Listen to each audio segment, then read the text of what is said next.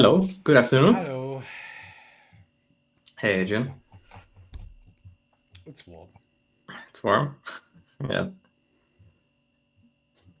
To those in the US, Europe is going through a heat wave right now, so it's And we are it's not as prepared as you are with ACs. ah, Substack crew is slowly funneling in. Pedro, hello. Andre. We've got a few people today. Um, and Sam is texting me. Nice. So today we're talking about developments, about how to prompt Claude Code.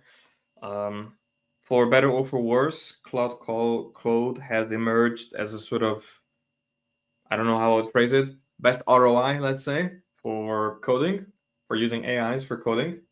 It seems to be at least the best developer experience for a single user.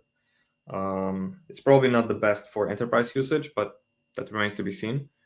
But that means that with us having, the community having unofficially crowned a, let's say, best in class, or the equivalent of a VS Code or a WebStorm or IntelliJ in the agent tooling space, people are banding together to share their prompts. So what I've been doing recently is I've been looking for people who have publicly shared their prompts, what have they've done, what have they ran into, are they prompting long, are they prompting short, are they prompting conversationally? Did some research.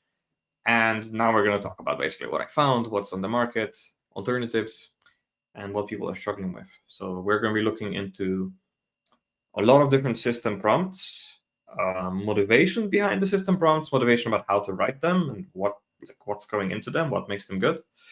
Also exploring some alternative tools if you don't like installing Claude yourself and you would like to have some kind of wrapper.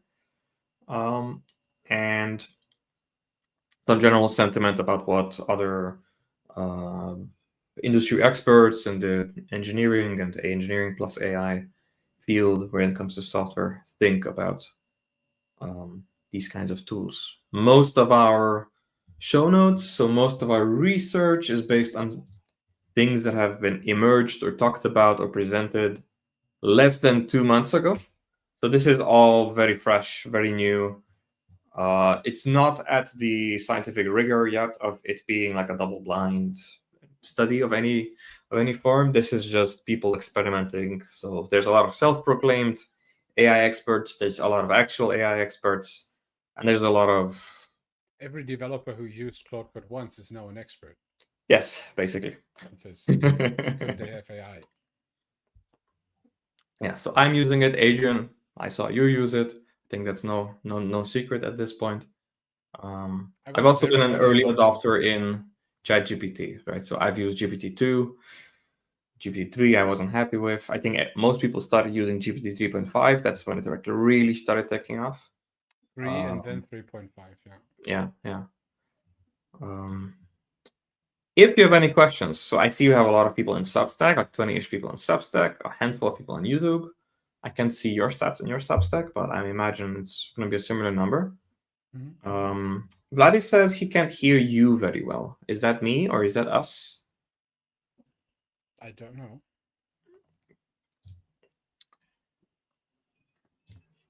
If I turn you up, is that studio-wide or just me? I don't know. So I can't. I see in the tester. I see it is okay for me. Okay. I turn up my volume a little bit. Is it better? Let's see. Let's continue. Thank you, Vladdy. Let us know if it gets better, or also let us know if it gets worse. It might just be noise canceling, because you probably have the fan running. I'm not saying turn off the fan because it is not turned on. I'm thinking of turning it on again. if you can't hear you, then just turn on the fan.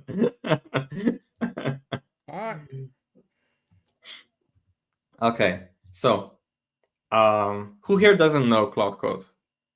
Do we need to introduce Claude Code? Show of hands if you're using Claude Code or Cursor or anything similar. Yeah, thumbs up.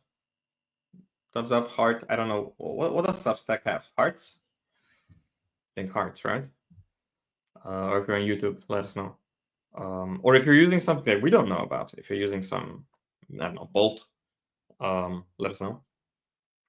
Maybe I'm loud. Some cheaper AI. Kinsley also said that we definitely don't have the same volume, so maybe I'm loud. I don't have anything different than usual. Maybe, Is maybe it it's now always better? Is it now better? No? No, I Check. don't know. No. I haven't changed anything.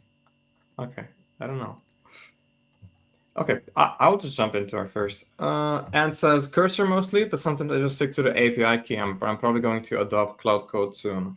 Yeah, I've seen a lot of people sort of basically wait. I was also a late Cloud Code adopter, at least compared to my GPT usage. I was very happy with ChatGPT. I invested a lot into ChatGPT, organizing it, having folders, having prompts. And then that investment just made me sort of hesitant to go to anywhere else because I had a nice setup. So I wasn't interested in like trying out Gemini or anything else unless it was like a huge cost saving or like a huge benefit in practicality. Although I have to say that the Gmail integration for Gemini is very good, and I've been using it. The only thing I don't like about anyway, off topic. How have you been using Claude Code, Adrian? How or yeah, how? Like okay, conversationally, YOLO mode. Just vibe coding actually. Just Just know vibe what coding. it's doing. No, it's mainly I would say I describe my problem. That's I want that Claude Code understand my idea behind the problem. So that's how I do it. And then I normally give specifications. So I sometimes even scaffold things. I still do that, but it is actually not Can you explain scaffolding? scaffolding. What I mean by that is I predefine some files already, some empty components, empty tests, these kind of things. So because I remove a little bit of noise in the process, at least it was in the beginning. So I was a very early adopter of Cloud. So when it was in the first API available, I was using it, and I saw that it makes sense to not leave. Also, don't provide too much wobble, right? So you need to have wobble space. You need to make sure that it knows what is actually going on. But that actually was mitigated by a lot of context files. So I don't prefer to have one very large context file because I think the more you have in one context file, the more noise you get because it's still an AI and LLM behind that. Yeah, I also found that. So there's two camps. I think that's gonna be our first talking point. While I put my thingy on the screen. Your thing. Your IDE. No. We're not gonna be coding today. I just want to put the agenda on screen. We said that we would do a demo project, like putting OTJ on a website. And we're possibly coding there or after that episode. So I just want to let's keep it theoretical today and share some code. There will be code on screen, but we won't be coding. So the agenda for today is basically I've tried to compose the highest quality system prompts that I found, and the highest quality either research, opinions, or just general what you would consider a report from the field of somebody who I trust to have good engineering practices of using it and actually not hallucinating to me, as in the human sense. What do you consider as a high quality prompt? So define high quality because it's a definition. That's a good question. Is it just very fancy, very close to TDD? No, what is intuitively? I think, to me, at least, what I would the criteria that I used here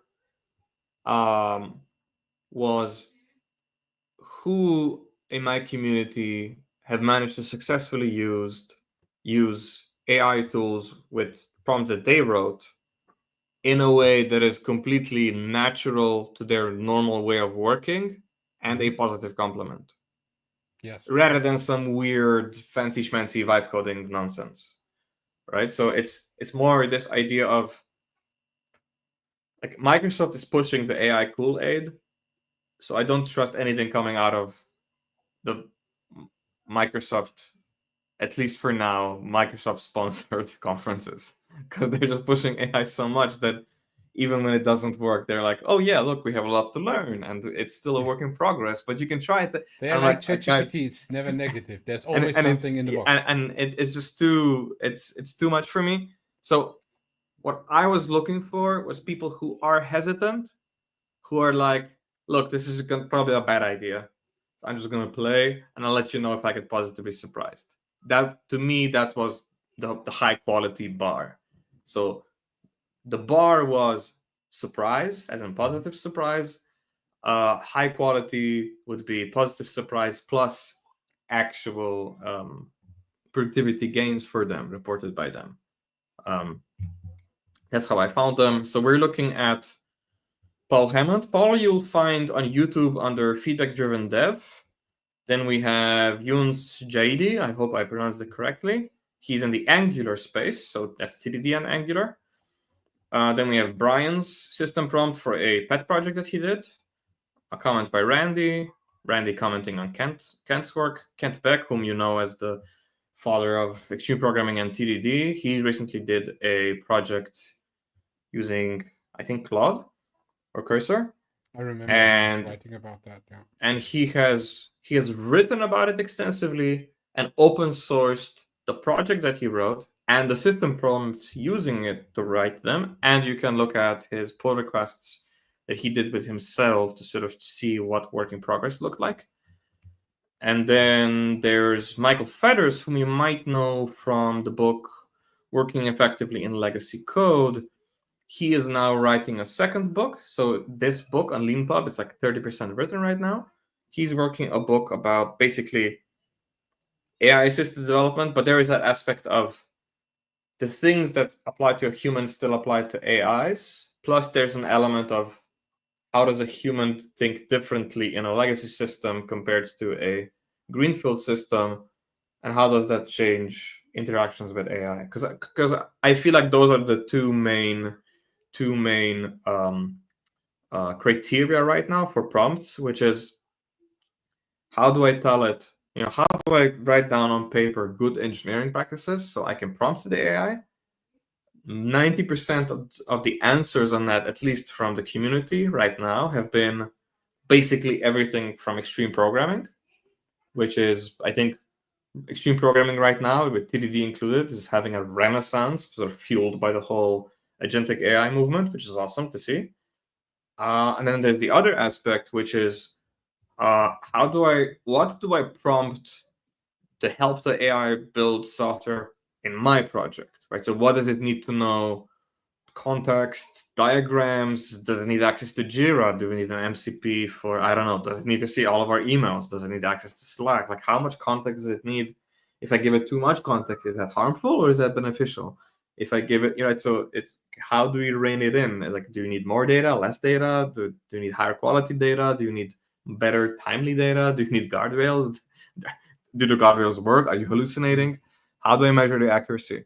Because in general, the prompting research, so the people who are actual AI experts, so researchers who research not just AIs like this, but machine learning, various machine learning constructs, the general consensus on fairly complex but generalizable problems and research have been that as long as your information density remains the same, if the prompt is shorter, in general, the AIs are more accurate in their problem solving, or at least in their task solving capability, which is completely contrary to what I'm seeing with software engineers in the field, because everybody here on the list has humongous prompts. So there's definitely there that at least I don't have a good intuition for yet. So that's what we're gonna explore today.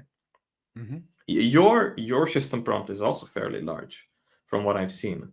Plus, you said you do a lot of scaffolding, right? So there's an element of like pre-prompting or like preparing the field, and you're helping that sort of ease the way so that it doesn't hallucinate too much, and you're sort of trying to rein it in with more information. I work I've lately more with actual context of things. So instead of the first time I was working with Claude Code, I was thinking that Claude Code knows the code base way better than everything else, but it wasn't really the case. It was still taking assumptions, and it pretends to do so, exactly, which is a hallucination. So it makes sense if you have. So we have diverse contexts in our app, which we are releasing next week. For example, we have translation management, we have theming management, we have a lot of different state managers. We have, how tenants are managed, how tenants are provided, how hooks and GraphQL is managed and state is managed. And all these kind of things are not in one single context. They are detailed, but I only attach them in a prompt as the last things is basically some files. I just type context colon and then some files, and the AI is actually then reading those files and know about, for example, when I tell the AI create a new hook for a new GraphQL query, and then it's totally clear because in that file it is clearly stated how we do that, what are the expectations. And we have some examples of that as well. We have an example of an Angular project where that was done by Younes. We have an example of a more backend or full stack TypeScript project by Paul Hammond. Paul we've also mentioned last week.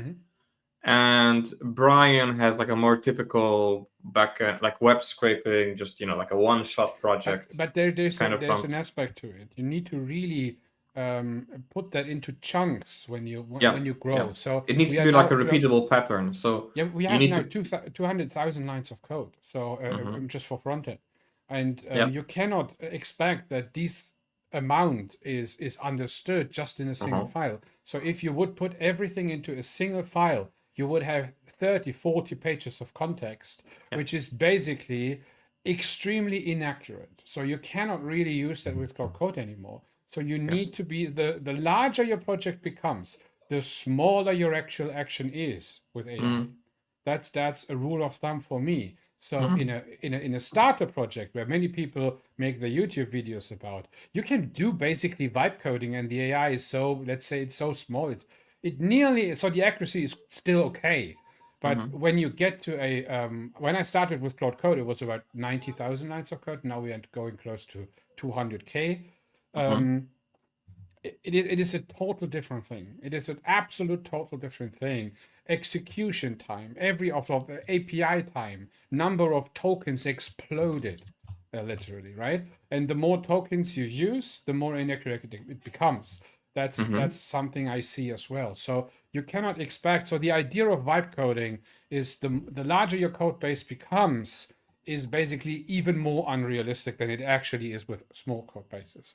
And that is the very thing. So you need to be very precise on what you do without being too long, which only is possible with chunkified context. That's how I do it actually.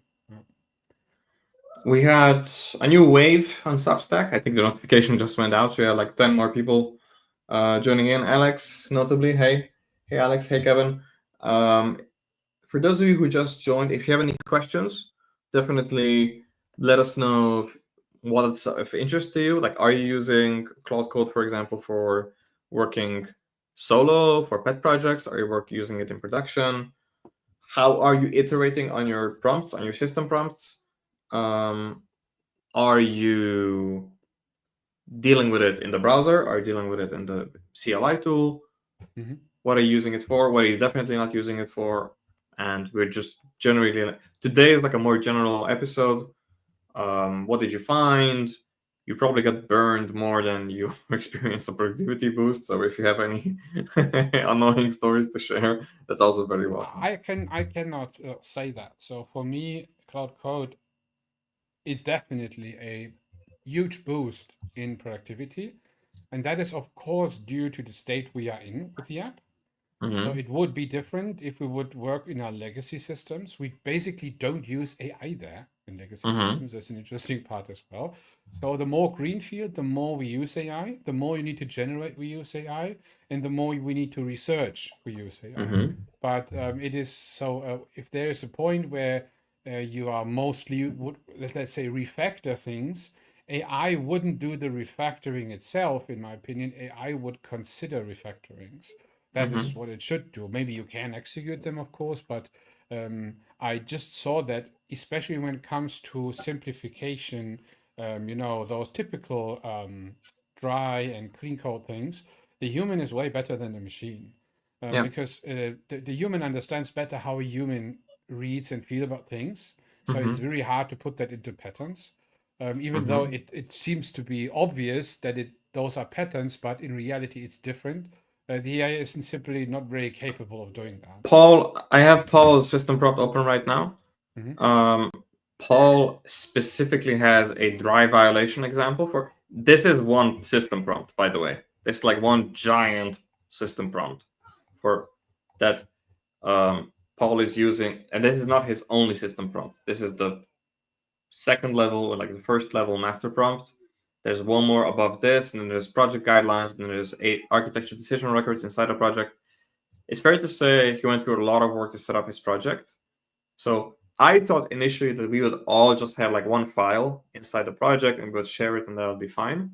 But the more I'm seeing this, I think just like the JavaScript and the whole front and back end ecosystem has spawned various religious differences in how are you setting up your project? Are you using Webpack? Are you using Vite? Are you using this?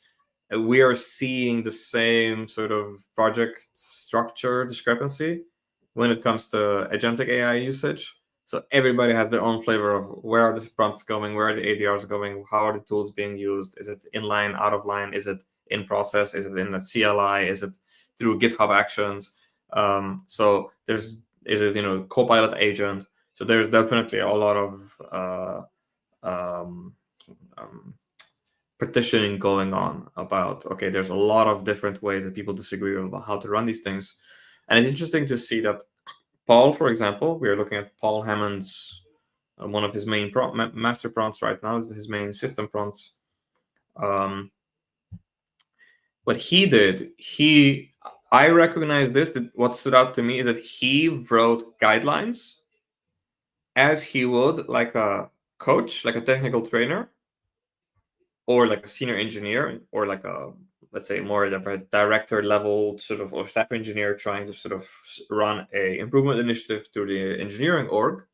And he created a document as if he was talking to a human being and basically said, okay, here's what we do, here's what we don't do, here's a pattern.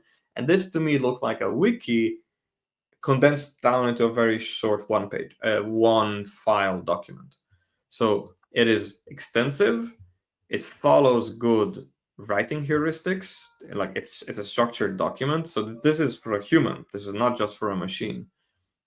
But there are things like describing, TDD is mandatory, BDD is mandatory. Here's what we're using. Here's what we're not using. For example, he said, okay, look, every time we're doing tsconfig, we're using this. Or you use type definitions. This is a good example. This is a bad example. What stood out to me is dry violations, right? So he basically said, hey, dry is about duplicating knowledge in the system, not about eliminating code that looks similar. So this is not a dry violation. We have two bits of code that are similar, but they are in 2 different domains. So even though the structure is the same, they have different reasons for changing. So don't touch these. Don't be pedantic about this. This is a bad example. Be more pedantic about those things that I care about, which is when you're writing a test, just touch the test. When we're writing the implementation, don't remove the tests in order to avoid breaking the other constraints. And it is a very, very, very like in-depth document about how to go about writing code, in what order to write code. And Paul himself, he has a 1.5-hour video that you can find on YouTube on feedback-driven dev. He not only wrote these prompts, because this looks like a book outline, right? This looks like you could write a book with this outline, essentially, right? So what this tells me is that I don't see a space where every organization, every developer will write this for themselves. I think we will start writing these kind of system prompts as a community, and then we'll end up using one or two of the most popular ones. Or there'll be an aggregate where you'll do some, I want TDD and I want documentation and I want clean code, and then generate a system prompt for me that has these rules, right? I think that's where we're going, or maybe tools we'll for that out there where you can basically share those as packages and these kind of things. Yeah, Stefan Schmidt was writing such a tool. Exactly, or it might just be a plugin that you sort of install a sub prompt with npm, and then it goes into your project. Like, so. But those are general things. That is more like translate clean code XP TDD BDD into Claude. And that's the thing. Nothing contextual so far. What I've found is that we say, yeah, so here are examples of curriculum of knowledge, right? If I'm focusing on that, most of the system prompts, what I am seeing is BDD, so focusing on testing behaviors, not functions, not components. I'm seeing TDD, test-driven development. I'm seeing extreme programming practices, even some TCR. I'm seeing get it working, commit, and then let's refactor. And here are the rules for refactoring. And don't touch the implementation when you're refactoring. This is what a refactoring is. These are the order, the priorities on how to refactor. So, for example, Paul has a full section devoted to functional programming about what he prefers, how he prefers his hooks to be immutable. Not only in the React space for front-end code, but also overall favoring functional programming abstractions, and then he gives examples. This is fairly in-depth. Like, I'm involved as a technical trainer, as a coach, as a technical writer. This is fairly in-depth. I don't expect every engineer to go to this length. I would much rather people copy Paul's and the other prompts that we'll be looking at today and take inspiration from this, or just iterate on this.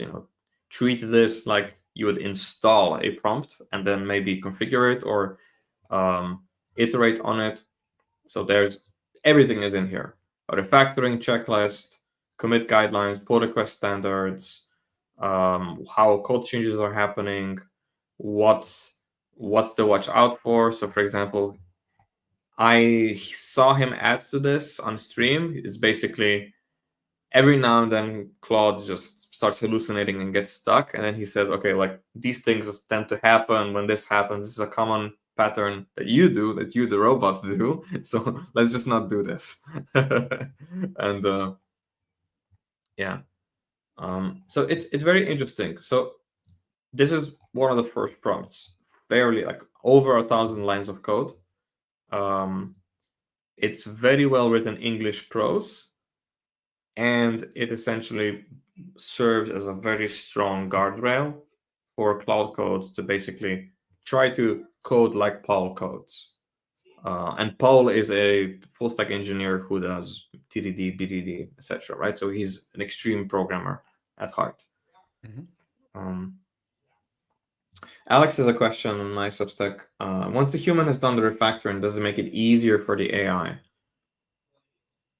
I find it easier for the human to explain the refactoring. It's like, hey, I'm introducing a new, actually, Paul has one here, right? So Paul has a few which are, for example, refactoring guidelines. So how to mark, when to refactor, what to refactor, and useful abstractions, for example.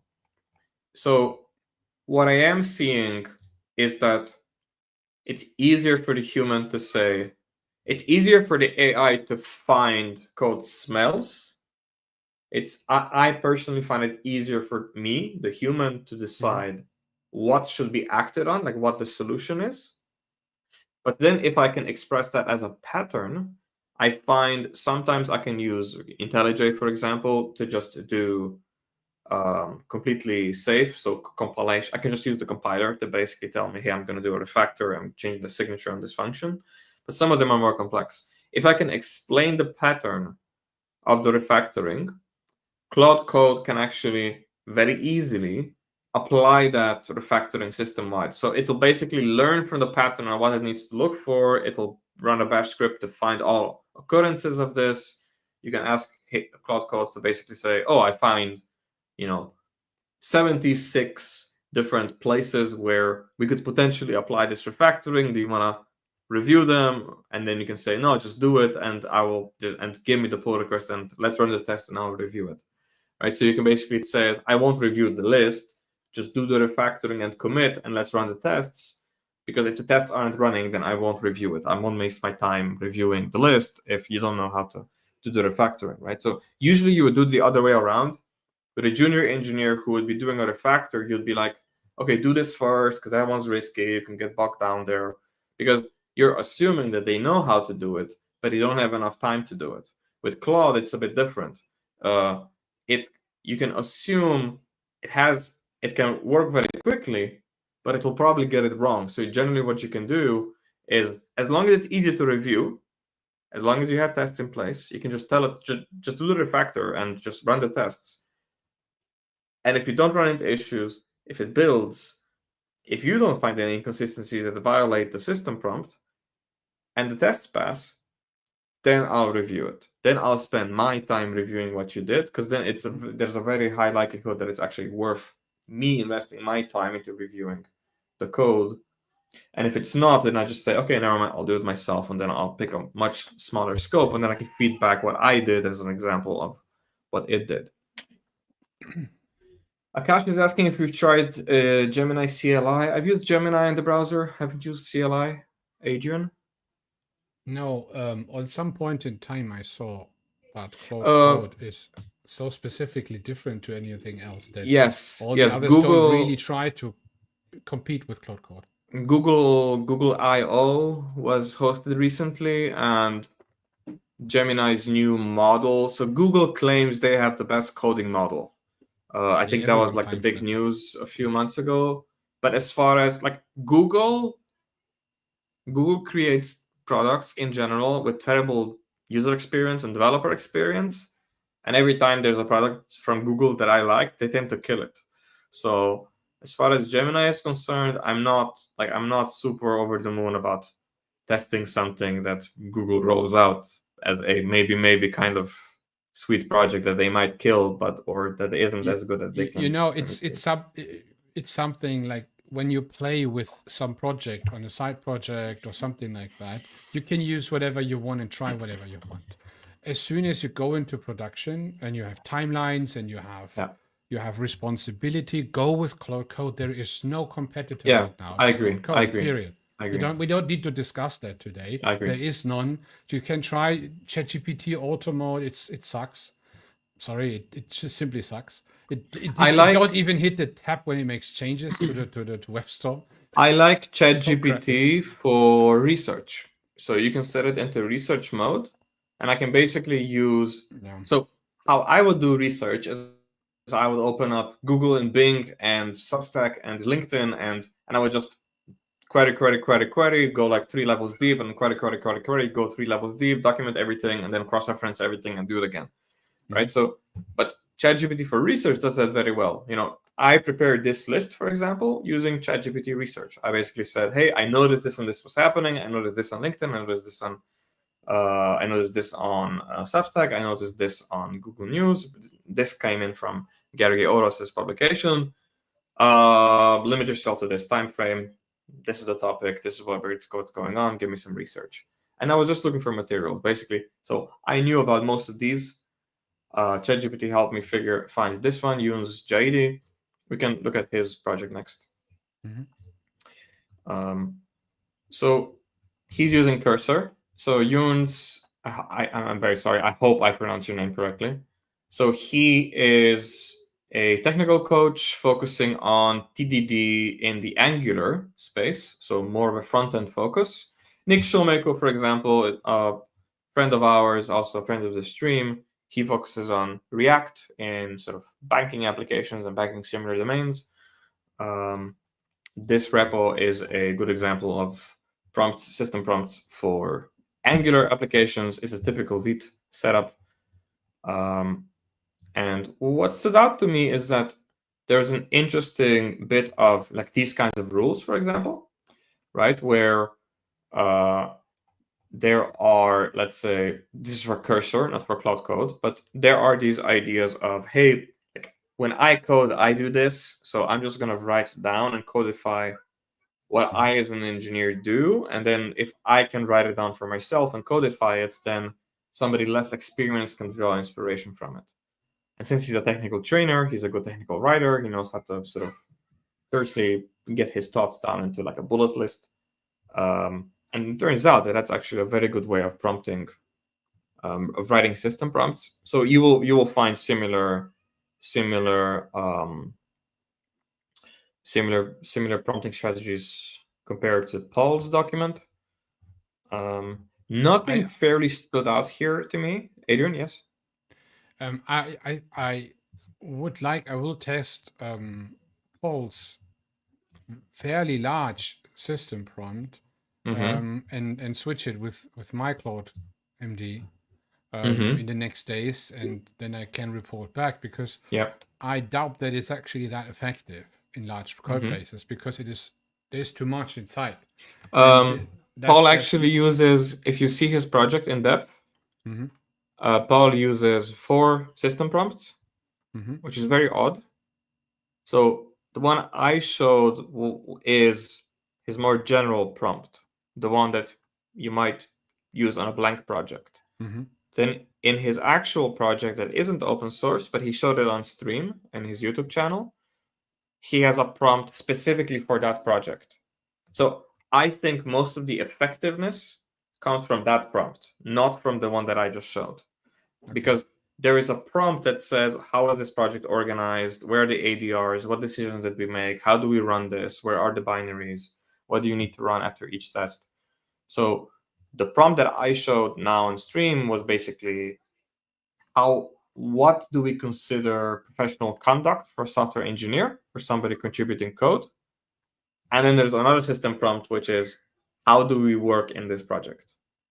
And you kind of need both. And I suspect that the project one is more important, at least that it's more impactful on the accuracy of the prompts. I'm concerned is the sheer amount of information. So what I see is if you give, let's say, 10 things in one prompt, it already mixes up so many things. That's my intuition is that a way too long prompt would make the results less accurate. We can't.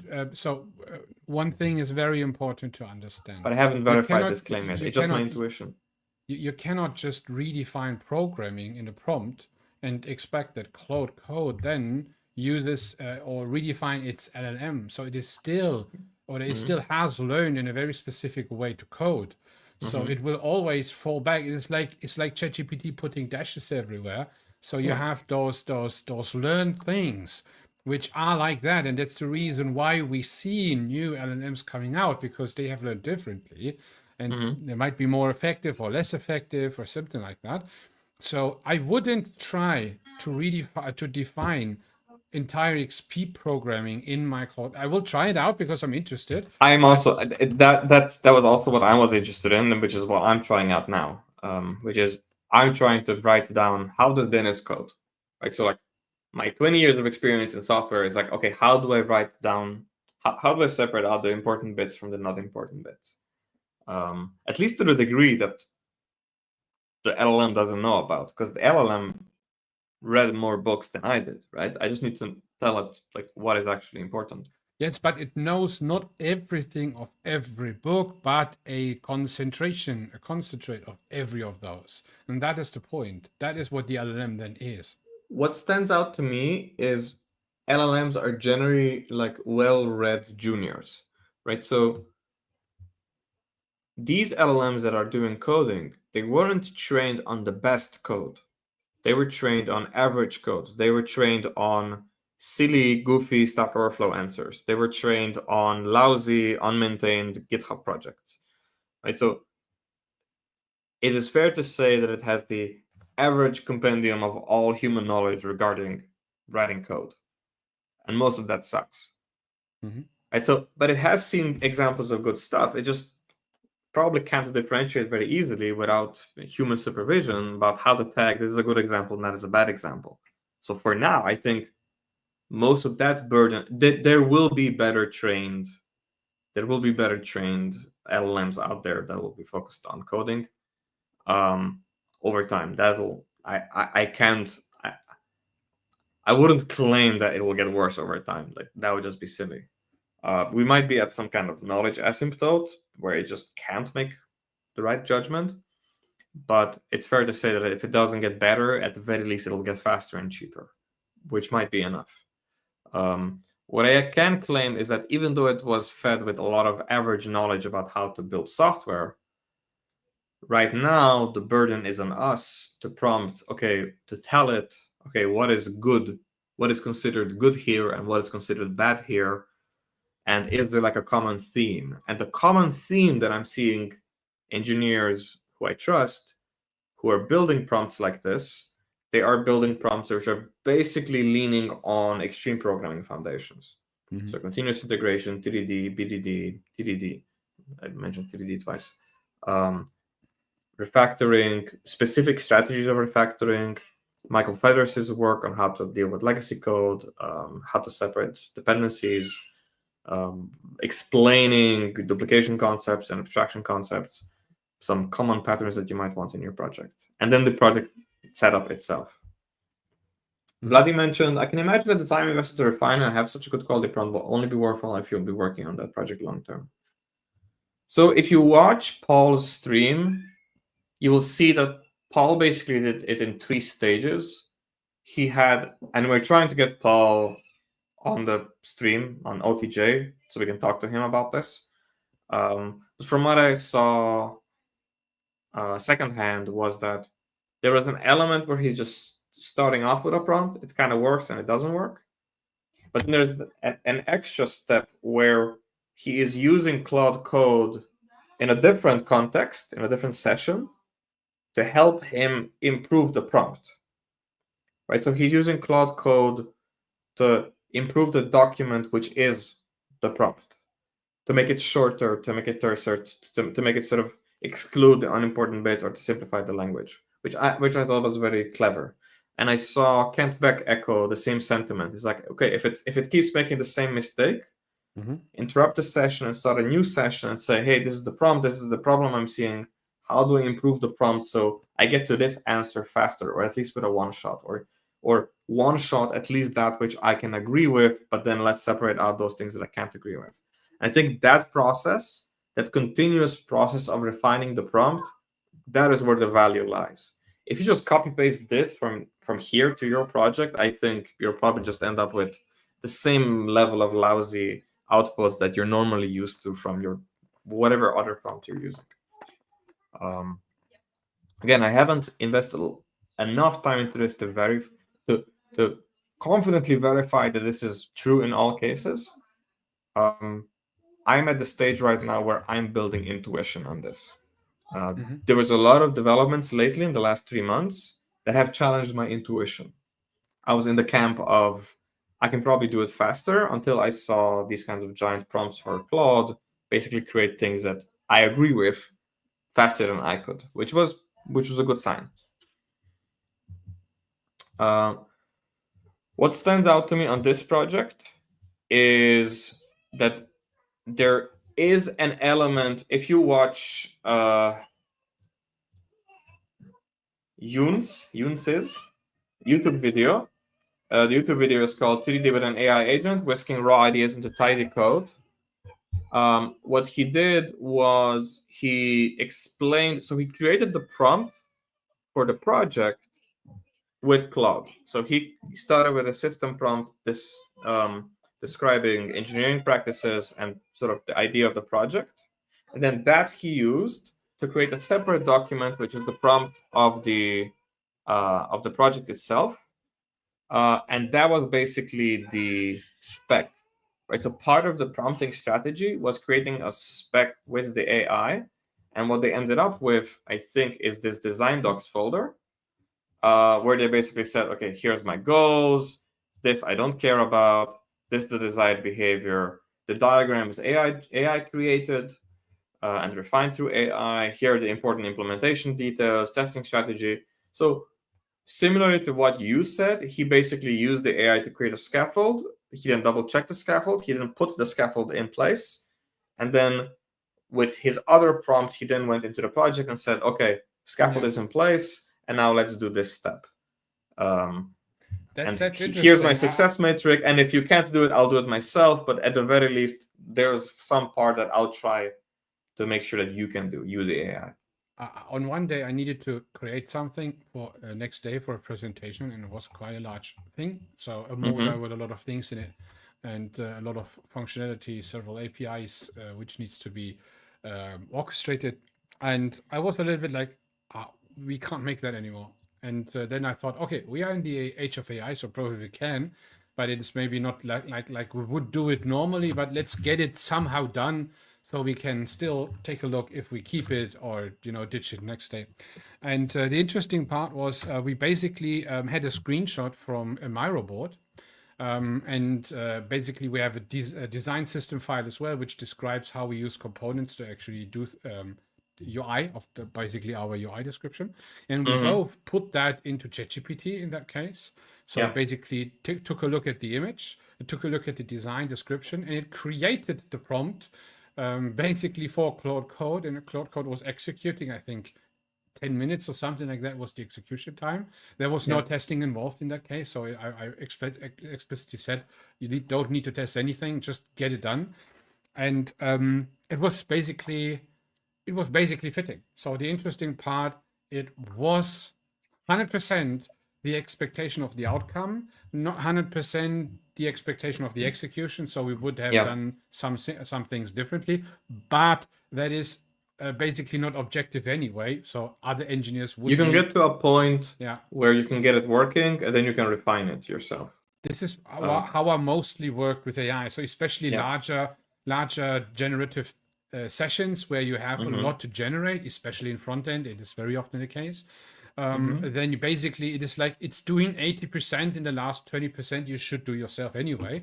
Make sure it works and these kind of things. That's a little bit like that. What I'm noticing, and I'm glad Kent Beck echoed this sentiment as well on his recent interview with Gergely Oros on the Pragmatic Engineering podcast.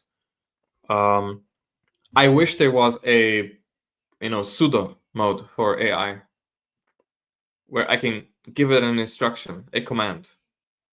It's like, hey, hey, stupid, like, please do X and don't deviate from this instruction.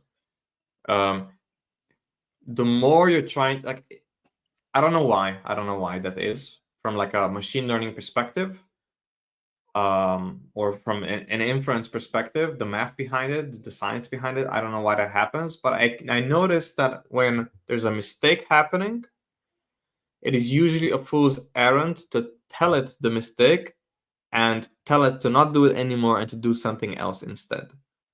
Naive example. My 6-year-old son.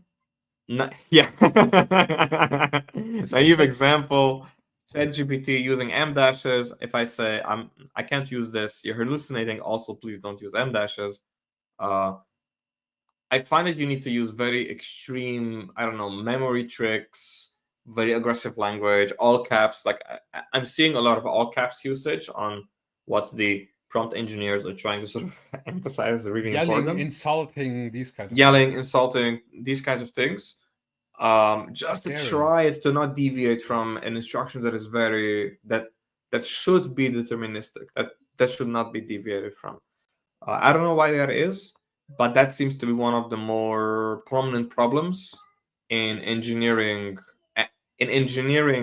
reliable AIs and also securing them, because you have all these prompt injection attacks, right? Like if you give a user access to like a quasi prompt, the user could say, hey, forget all your other prompts, my grandma likes to do this and this and this. Like, can you tell me which 10 users?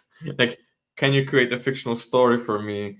But I think it needs to include Adrian's credit card number that you probably know about, right? So you can do, it's like you can jailbreak, it's called, right? You can jailbreak the LLM by trying to sort of pretend you're well-meaning and you're role-playing a nefarious person, and then create a story based on right your actual private data and sort of try to leak it out of it.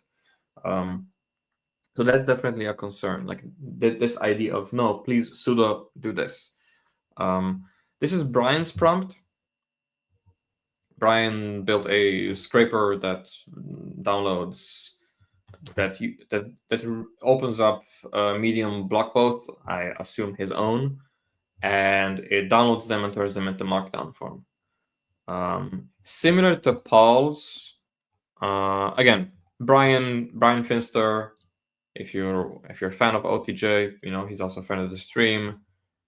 Heavy advocate on continuous deployment, continuous development, continuous delivery, continuous integration, TDD. So heavy BDD focus, heavy TDD focus, testing first, running the quality gates after every step. Never skip this. Always do that. Quality gates described.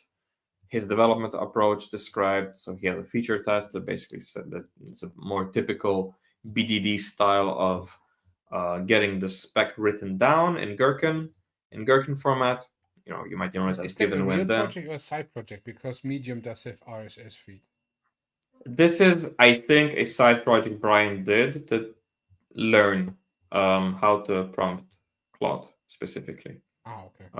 I picked it up because it was fairly interesting that there are things in here that a linter could do, but he wrote it in plain English again. There's also a mix of there's a system prompt about engineering behavior that he wants Claude to have, but also the project is defined. So it's a much simpler example than Paul's. Paul separated out the behavior from the project.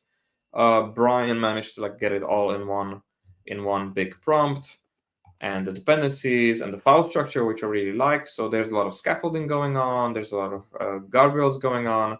And this is what I liked a lot. Implementation process, HTTP workflow, snare. So Brian put his coaching hat on, and basically he coached the LLM into helping him build a project and explaining how he expects the project to be built. So there's BDD, given when then, test first implementation.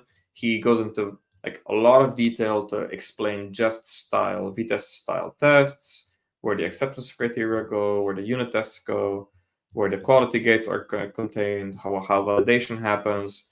So this is all high quality engineering that can be useful even for a human.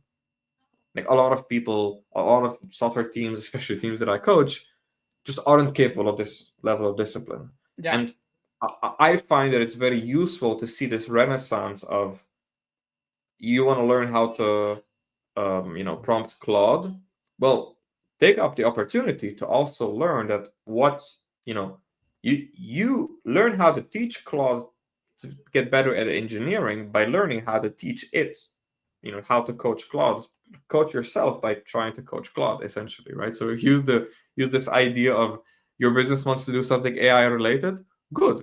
Learn about extreme programming so you know how to write a better system prompt, and then you, the human, also follow the rules that you've written for the robot, and see how people see AI as a different thing. So in fact, working with AI doesn't mean you work with an artificial instance of another artificial being. Instead, you work still with humans as a human, but you have a very powerful tool. And it's actually there to create what you are supposed to be creating, but it is only making it easier to write, easier to understand things. Yes. So you should always prompt it in a way you would prompt yourself. And the AIs are learned and built, actually. So the models are built and learned, basically, we're learning to actually mimic exactly that. This is the reason why those LLMs have learned how we humans did things so they can do it for us. Exactly. So they are not different. They are not a different thing. That is what we need to understand. We are still writing for humans, as humans. What I find is that people keep asking me, how do we get better at using Claude, or how do we get better at using AI?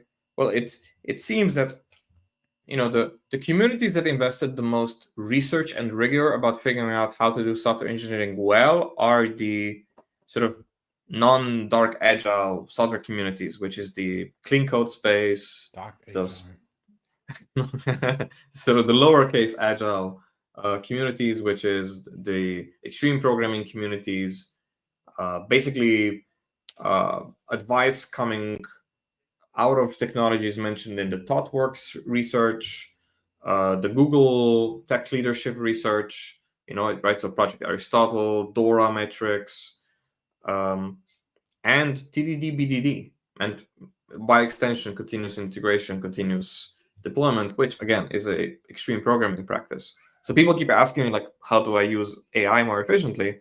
Well, the same thing helps the AI that helps the humans.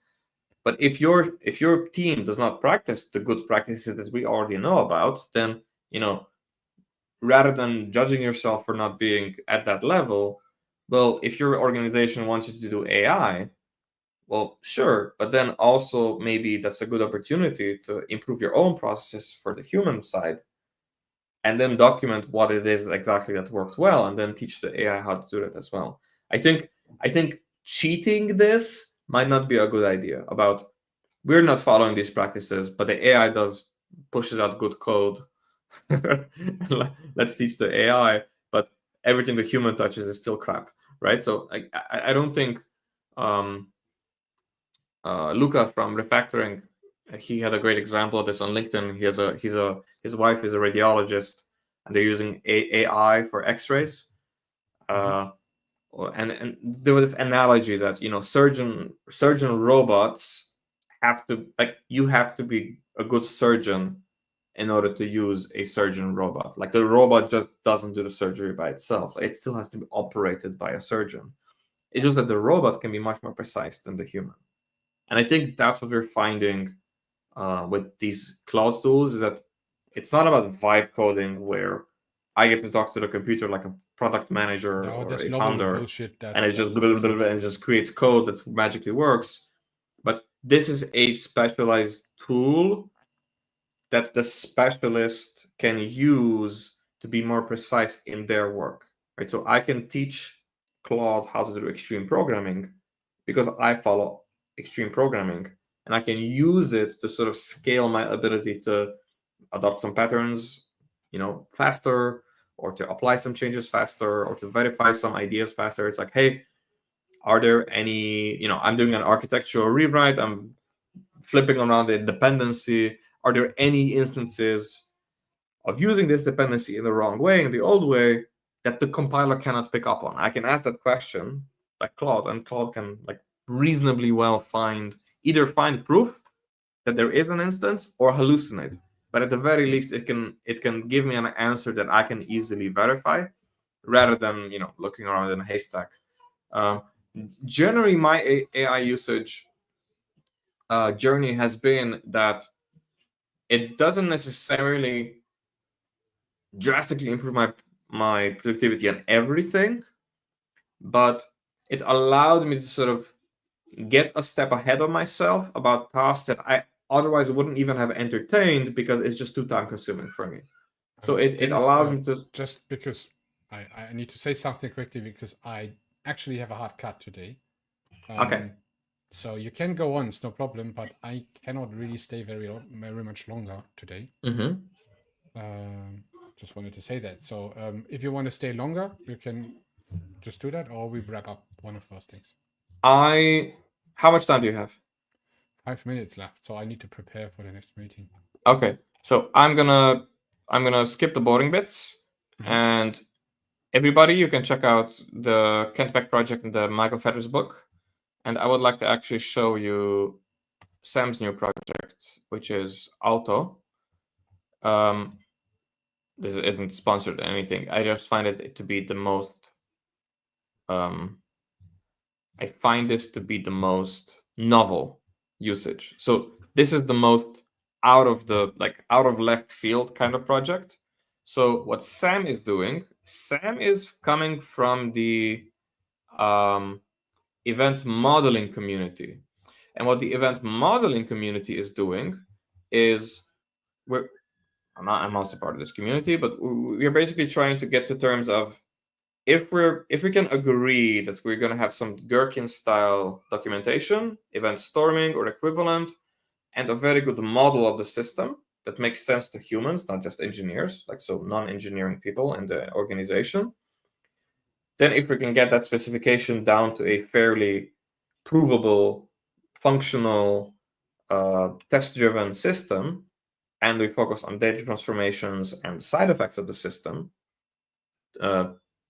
basically following good functional programming principles rather than just mutable object-oriented programming.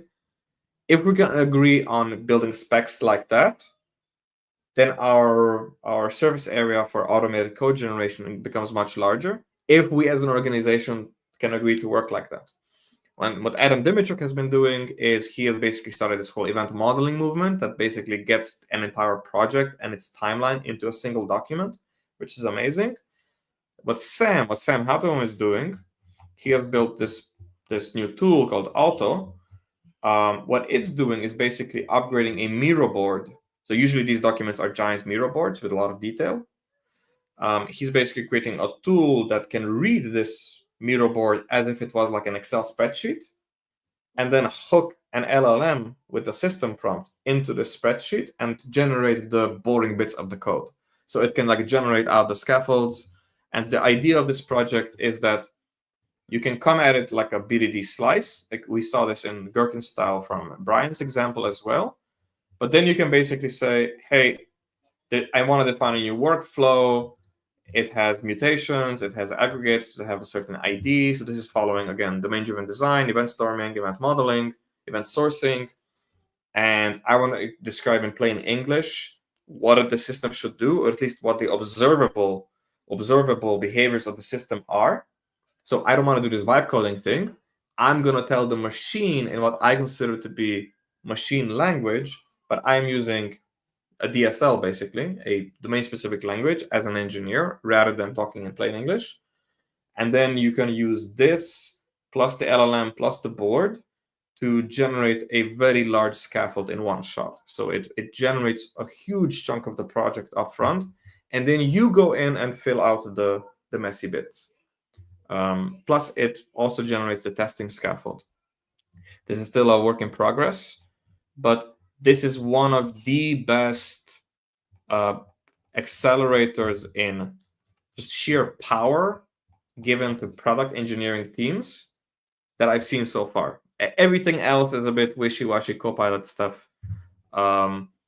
This one is actually a novel usage that is not silly. I just wanted to mention it because a lot of people don't know this. A lot of people don't know event modeling. So if you're interested in event modeling, check that out. Check out the tool. See what happens. So this is an example of what tool can I use if I don't want to write my own Claude wrapper, right? So you're not using Claude directly here. You're basically managing the project like a project manager. You're creating the diagram. And then you just give it a Claude API key, and this is a wrapper around the wrapper around the wrapper, right? So, but it's still for engineers. It's not some vibe coding nonsense. We'll have an episode about that as well. Okay, I'm done now. This is what I wanted to get in while you're still here.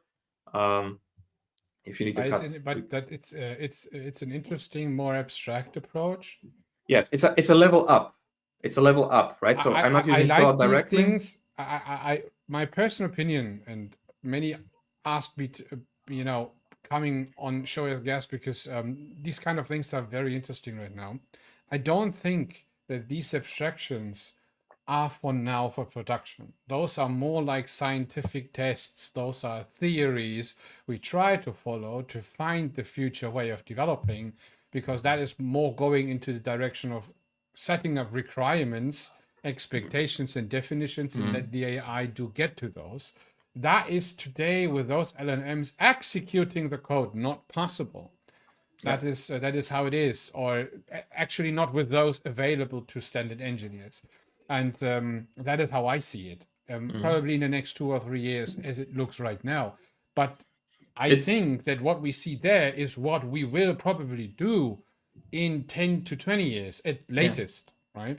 That is how it evolves. So the idea of create definitions, maybe even vibe coding, will be possible when the let's say the development of AI is going in the same scale as it is going right now. But it is still worth going for, like we saw in Paul's document or Brian's document, where we go for good engineering practices and learn those. It is still valuable and will stay valuable in the future. We should do that. That's one thing. And when it comes to actually using it right now, we should show our LLMs what we actually expect in those kind of files. So we saw very interesting files today. That is, I don't know what that one is right now. But, that's Kent Beck's from his Rust and Python project. I just wanted to get it in while we're on this topic. So on the auto comment, or what I can say is that it's definitely not something for a solo engineer. So the biggest gripe I have with the event modeling community that it kind of needs to be all in and top down. So the entire organization needs to be working with the event model, or at least an entire vertical slice, an entire product engineering team. If you're working in a large organization in a feature factory, that's not going to happen. And it doesn't translate well to this idea of I'm going to build an event model and then everybody else does whatever they want. It doesn't work. So it almost requires a level of dictatorship from top level, but it requires engineering buy-in as well, because most of the language created is still fairly technical. It basically requires an engineer's mind to sort of decipher the important bits of the event model. Adam Dimitruk and Adaptech, his company, his consultancy in Northern America, them and a few others are industry leaders in this space, where it's a level lower than low code, right? So it's still full on. They're still writing software on their own, but it comes at this pattern language approach of whatever documentation we create, we're not fluffing about in Jira. We're not going to mess around in like weird Slack threads and Notion and Discord. We're going to express all of our specs and desires from the system in Gherkin style, given when then, and pull it all together in a system diagram of the overall system architecture of the software we're building in this pattern language, right? So it is UML without the academic nonsense, but enough detail to approach event storming from domain-driven design, if you're familiar with it. And I think that's a really good sweet spot. Team topologists have been going towards this. All of the shift left DevOps movement have been going towards a system like this. The flow engineering movement is now going towards this. If you're familiar with Wardley mapping, and now with the AI movement, what the AI lacks is a very good understanding of the overall system rather than just the functions and how the organization works and what it's prioritizing. I think this is a good sweet spot if you really care about that. But it remains to be seen if the LLMs actually perform better given this much information. That will require somebody who's a lot smarter than myself, because I don't have an intuition for that yet. I would jump off. Thank you so much for that show. That was interesting. I will take actually a look.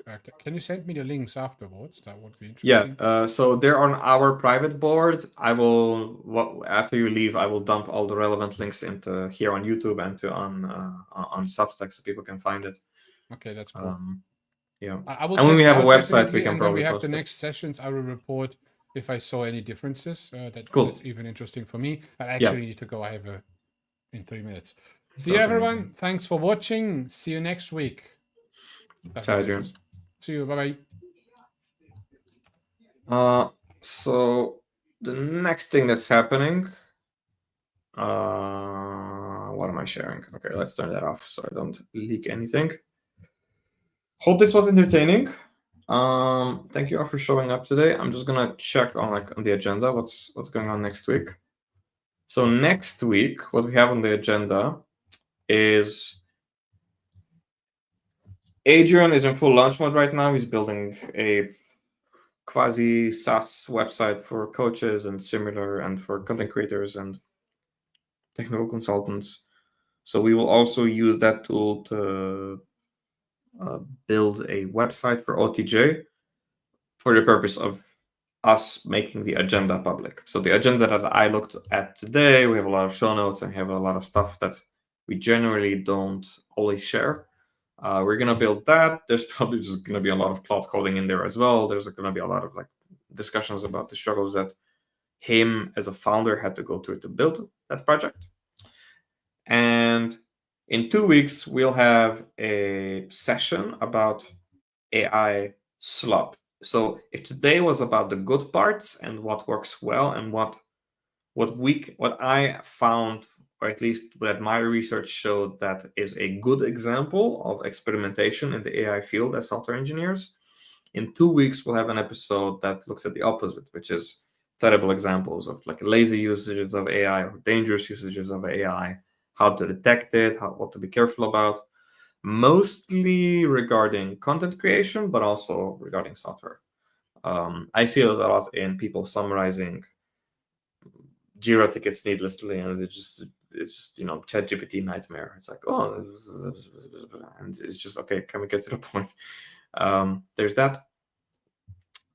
Also, we'll have a coding session. I'm not sure yet when, but we will be demonstrating using one of these prompts or using a system that we're also using in our own work to create a sample project. We will probably announce that way ahead in advance so that you can prepare for it. Because what we like to do when we're doing some kind of community OTJ episode where we're programming, we like to also have hot seat joiners for somebody in the audience joining us and coding with us, and we're pre-programming ensemble prep. We're assembling together and doing that. We had an example of coding with Claude with a bad prompt, with a naive prompt, and trying to one-shot the solution. A month and a half ago, 6 weeks ago. You can find it in the YouTube archive if you're interested.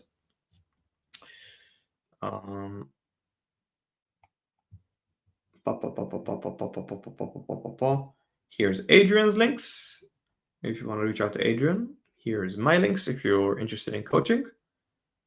You can find us on YouTube under this handle at Our Tech Journey. And I will sign off in 4 minutes. If you have any questions, if you have any comments, now's a good time. I'm now checking out everything that I missed regarding the comment thread. Vladi, I assume you said bye to Adrian as he had to leave. Regarding the tech, we're not streaming to LinkedIn anymore. The LinkedIn API has become unreliable and we can't chat and we can't receive chat. So sometimes we stream to LinkedIn and you guys talk to us on LinkedIn, but we don't see it, which is unfair. So we stopped streaming to LinkedIn. We're not streaming to YouTube and Substack.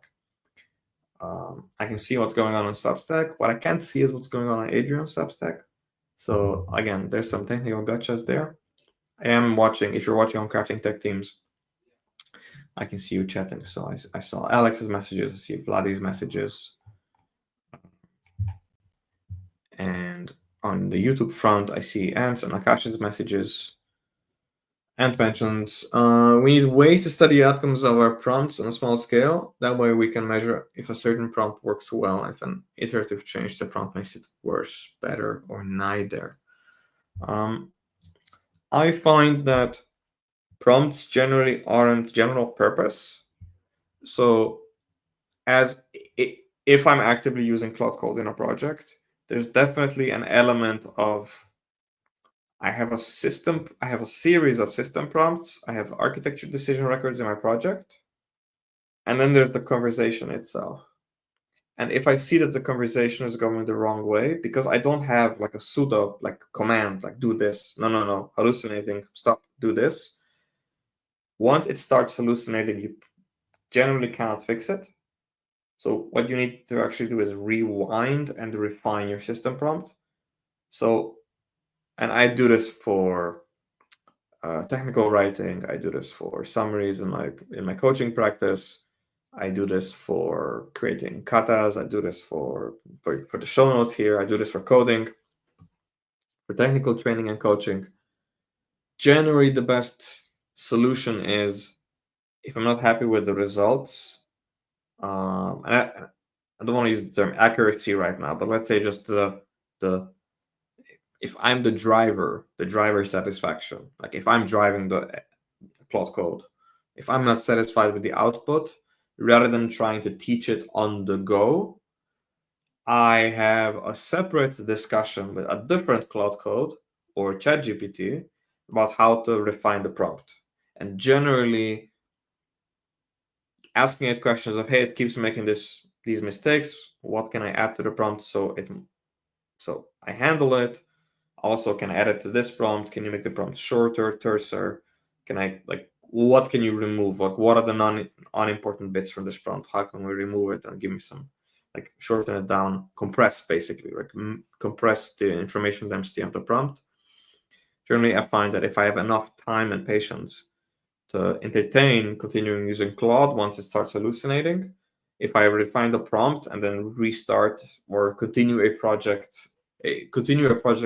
conversation from a previous test or from a previous checkpoint, that I get better results.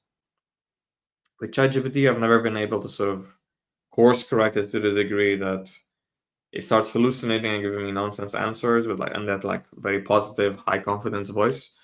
Once I get there, I know that, okay, I'm wasting my time. I just wanna save my time.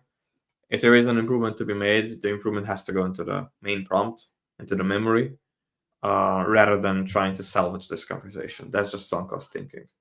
That's also very helpful for engineering in general, I find, where sometimes you just go down a rabbit hole and you need to say, no, okay, if I went down a rabbit hole, if my working process allowed me, the human, to go down a rabbit hole, then there's something wrong with my process. I should be able to reason about this problem in a much smaller step. So usually I abort, revert, and then go back and sort of, bite off a smaller chunk as I restart the work. That's how I generally problem solve, whether it's technical leadership or engineering, test writing, or contributing to open source projects, for example. If I open up a PR and it just doesn't get approved or doesn't get looked at, it's probably too big. And, I abort, I pull it, I make it shorter, and I try to explain a little bit more while making it shorter, and, separate out the noisy bits from the important bits. I know that a lot of humans, like real software engineers, don't act like that. And, if you don't act like that, you probably don't expect to show the behavior or don't expect that behavior to work with an AI. Because I act like that, I try that with an AI and usually gives me good results. But I understand that it's not normal for everybody. When I saw TDD, it clicked for me. It was like, yeah, okay, this sounds smart. It's like scientific method. I like structure. Yeah, left-brained. Gimme, right? Let's try to make it work. I was never in the camp that I needed convincing. And then I followed all of the other extreme programming principles as well: continuous integration, continuous deployment, a lot of refactoring, learning code smells, seeing patterns. I never liked the Gang of Four sort of object-oriented patterns books. All of the object-oriented patterns books, to me, felt like a recipe book for food that I don't like eating, even though some of the patterns were interesting. And that was generally how I started my sort of researching software engineering journey. It's only until I found, functional programming, declarative programming, and I think React, and then React going from classes to hooks and to more functional style. That was a good example of going more towards that reactive style of programming. So again, 20 years ago when I started off, it was all about object-oriented programming and agile, whatever that meant back then. I don't think that aged well. What I would say is, with regards to design, a focus on the system design and be able to communicate clearly and well, plus some aspects of like functional design or mixing objects for imperative behavior and functional programming for pure black box behavior, mixing that with extreme programming principles, TDD, or at least some kind of test, Gherkin, GWT, BDD style forms of writing specs and requirements. I think that's the future, which is why, again, this is my bias. This is what clicks for me and what makes sense for me, which is why I'm sharing it with you. This is what Adrian and I are passionate about. If this was helpful, feel free to, check out the Git repositories. What we mentioned was Brian Finster, Paul Hammond. We mentioned Ken Bex's work, Sam Hatum for auto.on.auto. And we looked at a gentleman called Yunus Jaidi from Marmy Code, YouTube at Marmy Code. That's the Angular prompting gentleman that is showing us how to basically prompt TDD for an Angular frontend project or an Angular full stack project. If this is interesting to you and you're experimenting in this space, give these repositories a star, follow them, ask them for feedback. These are all people that are still alive today, and you can reach out to them on LinkedIn and have a conversation with them. I as frequently as I can, I have conversations with Alex, who's in the audience today, with Vladdy. I've spoken to Kent Beck, spoken to Uncle Bob. So these people are around. They can be, you can interact with them, you can ask them for feedback, especially if you're doing some kind of experimentation of your own and you're sharing it publicly on GitHub. So on one side, I wanted to share this information with you. On the other side, I wanted to give you some inspiration, get you inspired, get you excited. My perspective is that AI companies are dominated by Google and Microsoft and so OpenAI, which is basically Microsoft. And a lot of the communication that's coming from them is just Kool-Aid of AI is amazing, AI is amazing, AI is amazing. And I think a lot of people are skeptical, but also it makes it difficult to get high quality information. So this month, so July 2025, was the first time that I started seeing high quality information from people that I trust, that it started to make sense. And I hope this trend continues. Give us a follow or subscribe or whatever platform you're watching on. If this was interesting, and we'll see you next week. Talk soon. Ciao.